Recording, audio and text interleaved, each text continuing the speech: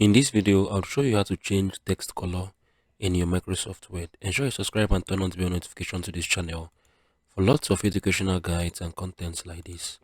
Now at first, you need to be logged into your Microsoft Word, right? So this is it. So I'm going to change the text color of this text I just typed in here, right? In this blank document sheet.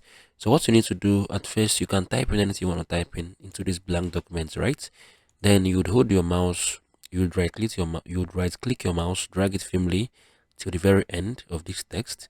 So once you have done that, you'd scroll to this option, right? Font color, change the color of your text.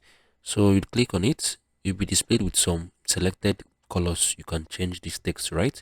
So I want to change this to red. Once I click on red, it would change to red automatically. If you come on here, you can click on yellow to change to yellow. Come on here, you can click blue to change to blue. Come on here, change it to black as well. This is how you can change your text color in Microsoft Word. If you found this video helpful, share your thoughts below in the comment section. I'll see you guys in the next one.